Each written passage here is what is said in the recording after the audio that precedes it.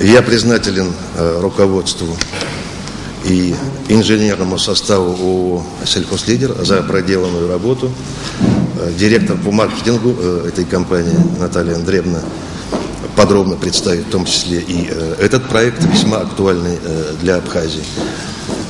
Что касается второй компании ООО «Лоса», город Липецк, то ею выпускается тоже очень широкая номенклатура продуктов. Реализовано не одна сотня проектов строительства овощехранилищ, фруктохранилищ картофеля, хранилищ зерна, хранилищ, строительства телятников, коровников, свинокомплексов и других объектов сельскохозяйственного и иного назначения. При селекции российских компаний и приоритетности их презентации мы еще исходили из того, что есть необходимость показать абхазским коллегам, как за очень небольшие деньги можно реализовывать хорошие, высокоэффективные проекты.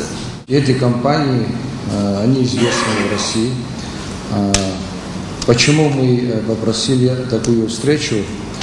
Хотя у нас в Абхазии имеются не одна строительная компания, здесь мы рассматриваем сегодняшнюю нашу встречу как один из участников, если в дальнейшем мы будем развиваться, в частности в сельском хозяйстве, чтобы мы максимально и минимизировать те цены, которые нам будут отпущены. Например, при строительстве перерабатывающих заводов нам дадут полную информацию. Это не означает, что мы не будем обращаться к нашим строителям. Они представят нам свои расценки на ту или иную работу, и правительство будет рассматривать, какой проект наиболее приемлемый для наших условий.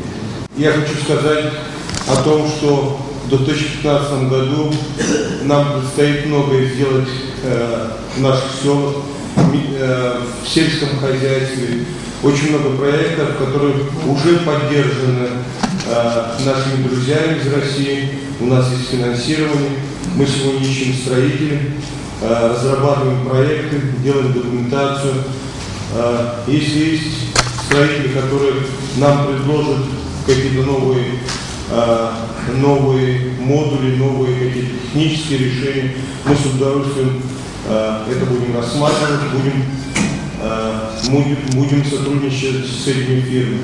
На сегодняшний момент актуальность мини-заводов «Сельхозлидер» строится из нескольких таких факторов, которые я сейчас озвучу. В первую очередь, это очень хорошая альтернатива сбыта молока крупным молокозаводам, потому что ни для кого не секрет, что крупные молокозаводы, они зачастую по грабительским ценам собирают молоко у фермеров и не оставляют последним альтернативы, скажем так, достойно зарабатывать за свой труд. Более того, это достаточно высокорентабельный бизнес вкупе с невысокой стоимостью, отличным качеством и короткими сроками ввода в эксплуатацию, это примерно где-то 3 месяца, и также срок окупаемости от 4 месяцев данных мини-заводов. Все эти факты говорят о том, что выбор мини-заводов «Сельхозлидер» выгоден потребителю. Более того, для Республики Абхазия, конечно же, актуальность сохранения сельскохозяйственного сырья для дальнейшей его переработки. И, безусловно, восстановление и развитие сельского хозяйства, создание новых рабочих мест.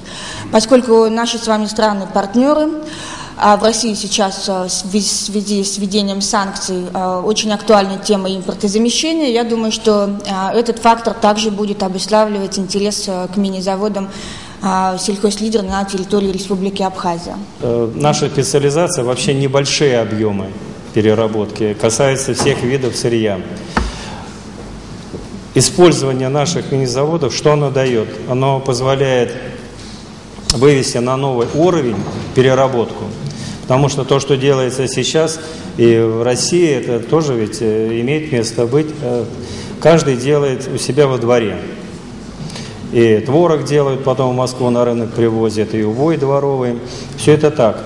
Но именно вот наши мини-заводы позволяют соединить в себе все лучшее от, скажем, промышленного производства. Это постоянство технологий. То есть мы гарантируем, что каждый день вы будете получать одну и ту же продукцию, если не будете нарушать технологии.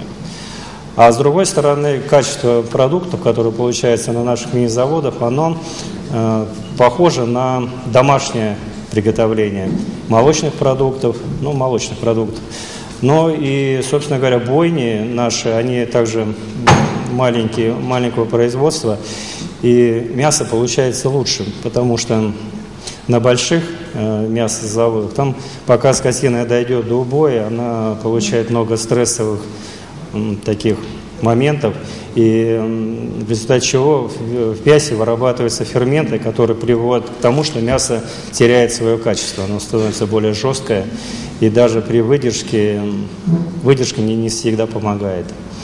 Вот поэтому наши мини-заводы – это новый уровень переработки сельхозхозяйственного сырья. Мы являемся крупнейшими производителями легких оцинкованных металлоконструкций в Черноземье. О преимуществах именно нашей технологии, это можно как бы ответить на вопросы. Преимущества основные – это легкость сборки, это мобильность, это всесезонность. Это основное и, наверное, самая значительная экономия на бетонных работах, так как это 30% бетонная фундаментная работа, 30% стоимости здания. То в нашем случае, так как это система ЛСТК, экономия составит 30% от классических черных металлоконструкций. Все легко, быстро. А для этого региона это тем более. Это быстрота сборки, никакого утепления, я думаю, тут особо не требуется. Поэтому здание монтируется в среднем размером 18×54 при высоте 6 метров за неполные 2 месяца. Вот 18×54 стоимость владения квадратного метра только каркаса. Дальше мы можем обсуждать, чем вы хотите его обшить. От поликарбоната до газосиликата, это выбираете вы. Стоимость владения порядка от 1500 до 2000 квадратный метр. В середине этого лета мы, значит, создали здесь на территории Абхазии абхазско-российскую совместное предприятие. Она на сегодняшний день она действующая. Мы уже вложили, значит, 2 миллиона рублей в это дело, в это предприятие. Взяли земли, в Гальском районе, в Очимчирском районе работали немного. Но с чем мы столкнулись, войдя сюда? Значит, мы столкнулись с тем, что, значит, все земли, которые здесь существуют, они, скажем так, заросли бурьяном полностью.